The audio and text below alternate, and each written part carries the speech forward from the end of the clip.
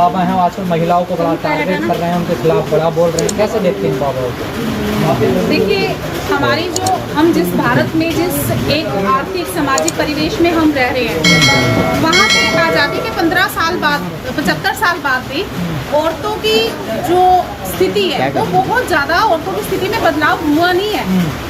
हालांकि हम तो संविधान प्रदत्त अधिकार की बात कर रहे हैं, क्योंकि वोट चोरी का मामला बड़ा इन दिनों में एक लाइमलाइट में है। तो जब वोट का अधिकार दिया गया तो महिला को पहले दिन से ही वोट का अधिकार मिला बाबा साहब के प्रयत्नों से। अब एक महिला एक स्वतंत्र भारत के अंदर पहले दिन से ही वोट डालने की अधिकारी है। लेकिन आप ये देखिए ना, इन बाबाओं की नज़र में हम कहाँ हैं? हमारी स्थिति क्या है? महिलाओं की स्थिति आज भी वही है जो दास्ता के समय में थी। यानी जो इनके ग्रंथ लिख गए, जो मनु की स्मृतियाँ आज तक बोलती आई कि औरत जो है वो उसका दर्जा दोयम दर्जे का जो है वो नागरिक है, तो आज भी ये बाबा लोग तो वहीं पे अटके हुए हैं। क्योंकि क्या है कि समानता का अधिकार मिल गया, क्योंकि संविधान तो ये बोलता है ना, संविधान तो ये कहता है भाई महिला और पुरुष दोनों एक समान है।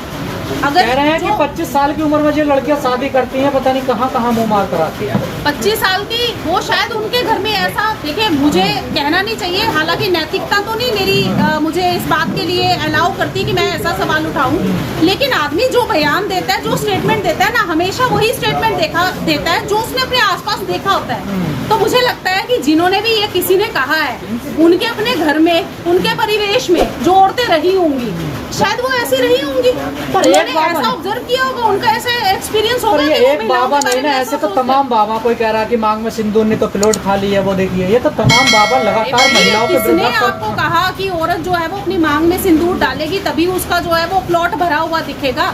आप वहीं से लगाइए ना कि इनकी मानसिक स्थिति, ये कितना पढ़े लिखे लोग हैं, कितना इनको किसी भी बात का ज्ञान है। ये अपने आप को बड़े ग्रंथों के ज्ञाता बोलते हैं, ये अपने आप को बड़े ऐसी बात बोलते हैं कि इनको इतिहास की बड़ी जानकारी है, इनको जो है वो बड़े बड़े ये बदलाव कर सकते हैं। ये इनका कोई आता है, इनका कोई देवता आता है और वो सूरज को निकल जाता है। ये जहाँ बातें तो ये चांद तारों और सूरज वाली करते हैं, लेकिन इनका जो दिमाग है, दिमाग में आज भी वही खोखलापन, वही खालीपन, औरत को जो ये देखते हैं, जिस चश्मे से ये देखते हैं, वो चश्मा आज भी वो चश्मा बंद है। दिखने को लग रहा है कि इनको नजर आ रहा है, लेकिन वो चश्मा बिल्कुल दुराभाव वाला चश्मा है, अंधविश्वास वाला चश्मा है, इनके ग्रंथों वाला चश्मा है। तो जो इनके ग्रंथों ने इन्हें सिखाया, पढ़ाया, समझाया, तो ये वैसा ही बताएंगे ना औरत को कि औरत ऐसी है। पर शर्म की बात तो ये है ना, कुछ महिलाएं समर्थन में भी आ गई बाबाओं के कि बाबा ठीक कह रहे हैं। देखिए, अब जो औरत, आप कहीं पे भी चले जाएं, किसी बाबा के डेरे पे चले जाएं, आप कहीं पे भी चले जाएं, आप वहाँ पे देखें कि किस तरह की महिलाएं जो है वो इन डेरों में जाके अपनी पर्ची निकलवा रही हैं, इनकी कथाओं को सुन रही है। वो कौन महिलाएं हैं? वो महिलाएं ऐसी महिलाएं हैं जो कामकाजी नहीं है। उनमें से अधिकांश जो महिलाएं हैं वो कामकाजी महिलाएं नहीं है। दूसरी बात है कि बहुत आपको लगता है कि वो स्वर्ण समाज की महिलाएं होंगी, तो ऐसा भी नहीं है। स्वर्ण समाज की जो महिलाएं हैं वो भी बहुत ही रिफाइंड टाइप बाबास के पास जाती हैं, जहाँ से वो ऐसे ऐसे गुरुओं के पास जाएंगी जहाँ जिनसे मिलने के लिए आपको 1 लाख 2 लाख 5 लाख रुपए की पर्ची कटवानी पड़े, आपको कोई अंशदान देना पड़े। तो छोटे मोटे बाबाओं के पास जो हजारों लाखों की भीड़ कथावाचकों के सम्मुख आपको देखने को मिलेगी, वो कौन है? वो एक्चुअल में तो पिछड़ी जाति की जो है वो ऐसी बड़े, मैं एक जो है वो बड़े खेत के साथ ये बात कह रही हूँ, लेकिन वही महिलाएं आपको मिलेंगी। अब वो महिलाएं कौन महिलाएं हैं? पहली बात, वो पूर्णतः शिक्षित नहीं है, क्योंकि शिक्षा को हम केवल ये नहीं कह सकते कि जिस महिला को लिखना पढ़ना आ गया तो वो शिक्षित हो। कार्रवाई क्यों नहीं होती इन बाबाओं पर ऐसे बयान? कार्रवाई करेंगे तो बात तो है ना, जब आपके जो अपने जो गद्दी पे बैठे हैं माननीय प्रधानमंत्री जी हैं, वो जिस बाबा को अपना छोटा भाई बदला रहे हैं, आपके जो मंत्री संतरी हैं वो इन बाबाओं के पास चुनाव से पहले, चुनाव के बाद जाके माथा टेकते हैं, इनको जो है वो वहाँ से अपना जो है वो इस तरह की घोषणाएं करवाते हैं कि आप अमूक पार्टी को आप दीजिए। देखिए, एक बाबा बड़ा लाइमलाइट में रहा है, उसका वो आजकल पैरोल पे भी बाहर निकला हुआ, राम रहीम, बिल्कुल बिल्कुल नाम लीजिए आप। तो राम रहीम बाबा के बारे में क्या है कि जब भी चुनाव का मौसम आता है तो उनको छोड़ दिया जाता है, बाहर भेज दिया जाता है। बाहर आके वो क्या करते हैं, आपने जितने भी उनके समर्थक हैं तो वो उनसे खुले में अपील करते हैं कि आपने भाई फलानी पार्टी को वोट डालना है। तो देश की आधी आबादी कैसे होगी? देश की आधी आबादी है महिलाएं, लड़के, तो उनका ऐसे ही अपमान होता रहेगा। प्रधानमंत्री तो कहते हैं बेटी बचाओ बेटी पढ़ाओ, बेटी बचाओ बेटी पढ़ाओ, ये तो केवल एक खोखला नारा है। कहाँ रह गया ये नारा? लोकतंत्र में कहीं आपको ये नारा इम्प्लीमेंट होते हुए दिखता है? बात ये है, जिन स्कूलों में लड़कियां पढ़ती है वो स्कूल बंद कर रहे हैं, आपको शिक्षा का अधिकार नहीं है, आपकी छतें आपके सिर पे गिर रही हैं, आपके चलने के लिए आपके रास्ते नहीं है, आपके रोज जो है वो आए दिन हजारों लाखों बलात्कार की घटनाएं होती हैं।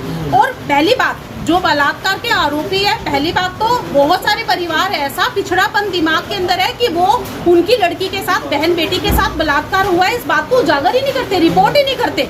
अगर रिपोर्ट करने थाने में पहुंच जाए तो थाने वाले उनकी एफआईआर जो है वो दर्ज नहीं करते। अगर थाने वाले उनकी एफआईआर दर्ज कर लेते हैं, अगर आरोपी को चिन्हित नहीं करती पुलिस, अगर पुलिस चिन्हित कर ले तो चिन्हित होने के बाद भी तो आप देखिए ना कि क्या हमारा इतिहास रहा है कि जिसने बलात्कार किया आपने उसको छोड़ा और फिर ये वो समाज है जो उसको फूल मालाएं पहना रहे। तो ऐसे समाज में आप कहाँ, हरियाणा की जो खिलाड़ी, महिला खिलाड़ी हैं, उन्होंने नाम सहित सबूत सहित जो है वो आरोप लगाए, वो मांग पे अपने जो है वो धरने पे बैठी रही। एक लंबा समय उन्होंने धरना दिया, लोगों ने उनको समर्थन दिया, आम जनता ने उनको समर्थन दिया, लेकिन क्या बना अंत में? अंत में क्या कोई उस व्यक्ति के ऊपर, उस आरोपी के ऊपर कोई कार्रवाई हुई? हुई नहीं। मैम, देश में महिला आयोग है, तमाम ऐसी संस्थाएं हैं, वो भी तो चुप खामोश रही। देखिए, महिला आयोग काम करती है ना, महिला आयोग वहाँ काम करती है जहाँ उनके आका उनको बोलते हैं कि आप जाइए ना, ये आप उन प्रोफेसर ने ये वाला जो है वो बयान दिया तो आपने उनको, ये महिला जो है वो महिला के खिलाफ है, महिला मान मर्यादा के खिलाफ है, आप जाके उनके ऊपर कार्रवाई कीजिए। वहाँ पे वो जो है वो अपना पूरा रोल वो दिखा देती हैं। और जहाँ वास्तविकता में उनकी जरूरत है, ये आयोग क्यों बने? देखिए, ये बड़े ही, ये स्टैट्यूटरी मतलब हमारे वैधानिक संस्थाएं हैं। तो वैधानिक संस्थाएं जिन कारणों से बनाई गई, जिस उद्देश्य से बनाई गई, वो वैधानिक संस्थाएं वो काम कर ही नहीं रही है। कोई आयोग, महिला आयोग की बात छोड़िए ना, इतनी बड़ी संस्था के ऊपर आरोप लगे, चुनाव आयोग के ऊपर आरोप लगे, चुनाव आयोग कोई कार्रवाई नहीं कर रहा है, वो इस पूरे मैटर को संज्ञान में नहीं ले रहा, एफिडेविट से टाल रहा है। तो आप महिला आयोग से या किसी छोटे मोटे आयोग से आप कैसे जो है वो इस बात का संभावना रख सकते हैं? आप उनसे कैसे अपेक्षित रखेंगे कि ये कोई कार्रवाई जो है वो आरोपी के ऊपर करेगी? आज के समय में तो महिलाएं वर्तमान में आप देखिए कंधे से कंधा मिला के मर्दों के साथ काम कर रही हैं, प्लेन भी उड़ा रही हैं, लड़ाई भी लड़ रही हैं, तो फिर ये ऐसे बाबा क्यों बोलते हैं? देखिए, बहुत कम, बिल्कुल मैं इस बात को बिल्कुल मानती हूँ कि महिला जो है वो, कुछ महिलाएं, कुछ प्रतिशत जो महिलाएं हैं उनकी स्थिति पहले से बेहतर हुई है। लेकिन वो स्थिति क्यों बेहतर हुई है? वो वहाँ पे बेहतर हुई है जहाँ उनके परिवार ने उन्हें आर्थिक तौर पर, सामाजिक तौर पर, शैक्षिक तौर पर उनको मजबूत बनाया, उन्हें मजबूत बनाने का काम किया। एक सिस्टम इस बात के लिए, सिस्टम तो क्या ये बाबा मजबूत नहीं होने देना चाहते महिलाओं को? बिल्कुल, महिलाएं, अगर महिलाएं मजबूत हो गई, अगर वो पढ़ लिख गई, तो इनके यहाँ डेरों के अंदर ये जो कथा वाचन में आप एक भीड़ देखते हैं जो आपको पर्ची निकलवाती हुई, अपनी भविष्यवाणी करती हुई आपको नजर आती है, महिलाएं गुणगान करती हुई, ये जो माथे पे सिंदूर लगाने को ही मानती है कि तभी जो है वो उनके पति की पहचान उजागर होगी, ये जो गले में मंगलसूत्र डालने वाली महिलाएं हैं, जो करवा चौथ का व्रत रखने वाली महिलाएं हैं, ये खत्म ही ना हो जाएंगी। अगर इतना ही उजागर हो गया, अगर अंधविश्वास दूर हो गया, तो ये जो हम धर्म के नाम पे ये जो बंटवारा किए जा रहे हैं ना पूरे भारतवर्ष में, वो ही कहीं खत्म हो जाएगा। तो बाबा लोग तो चाहते हैं कि कुछ समाज, कुछ जातियां इन्हीं पाखंडों में, इन्हीं अंधविश्वासों में, इन्हीं सब मामलों में उलझी रहें। और वो उलझा रहने के लिए पुरुष दिमाग के अंदर बार बार ये बात डालती है कि देखो, अगर आपकी बीवी ने सिंदूर नहीं लगाया माथे पे तो इसका मतलब है वो आपकी पहचान को उजागर नहीं करना चाहती कि वो ब्याहता है। अगर आपने उसे ज्यादा पढ़ा लिखा दिया, अगर उसकी उम्र 25 साल की हो गई, तो वो पता नहीं कहाँ कहाँ क्या क्या करके आई होगी। तो ऐसा दिमाग जब पुरुष के अंदर डाल दिया जाएगा तो वो पुरुष हेजिटेट होगा, एक पिता के तौर पे हेजिटेट होगा कि मैं अपनी बच्ची को पढ़ाने के लिए स्कूल कॉलेज में भेजूं या ना भेजूं। एक जो पति है वो कहीं ना कहीं एक हेजिटेट होगा कि मैं अपनी बीवी को ढका छुपा, पूरी बाजू के कपड़े डालकर, गला ढका हुआ, गले में मंगलसूत्र टांगे हुए, माथे पे जो है वो सिंदूर लगाए हुए बाहर भेजूं, ताकि हर व्यक्ति को, मिलने वाले व्यक्ति को पता लगे कि ये तो अमूक की प्रॉपर्टी है भाई।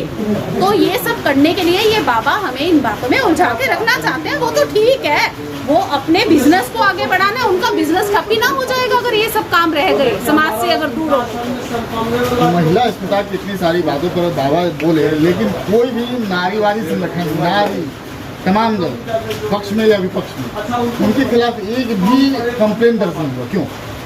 कंप्लेन महिलाओं की तरफ से, पुरुष की छोड़ दीजिए, पुरुष बहुत खराब है, बेईमान है, वो पुरुष सत्तावादी है, लेकिन महिलाओं के हजारों संगठन हैं, हजारों महिलाएं हैं, तमाम महिलावादी पार्टी भी है। मैं पहले ही इस बात को जो है वो आपके सम्मुख रख चुकी हूँ कि अगर महिला अपना कोई भी आरोप लगाती है तो वो आरोप लगाने के ऊपर के बाद क्या उस आरोप पे कोई संज्ञान लिया जाता है? पुलिस द्वारा कोई संज्ञान लिया जाता है, कोर्ट द्वारा कोई संज्ञान लिया जाता है, सरकार द्वारा कोई संज्ञान लिया जाता है? जब उसकी बात को कोई तवज्जो ही नहीं मिलेगा, अगर मान लीजिए एक आपने कोई आरोप लगाया, अब उस महिला के आरोप को निरस्त कर दिया जाए बाद में जो है वो, और आरोपी सरेआम खुलेआम जो है वो घूमता रहे, तो उस महिला वो क्या है, हमारा समाज का ताना बाना आज भी ऐसा है कि उस महिला को संदेह के घेरे में रखा जाएगा, आरोपी को संदेह के घेरे में नहीं। आरोपी को तो फूल मालाएं डाल के जो है वो पूजा जाता है। तो महिलाओं के अंदर इतना जो निर्भीकता है वो लाने के लिए एक सिस्टम मेंटेन करना पड़ेगा। जब तक वो सिस्टम इस देश में मौजूद नहीं होगा, कायम नहीं होगा, महिलाएं अपनी बात को प्रखरता से नहीं रख पाएंगी। कुछ प्रतिशत महिलाएं हैं जो खुल के इन मुद्दों को का जो है वो बिल्कुल इनको कंडेम करती हैं, इनको जो है वो हर संभव प्रयास करती हैं कि समाज में ये सारी जो पाखंड है ये सारा खत्म हो, लेकिन उनकी संख्या बहुत ही कम है। आखिरी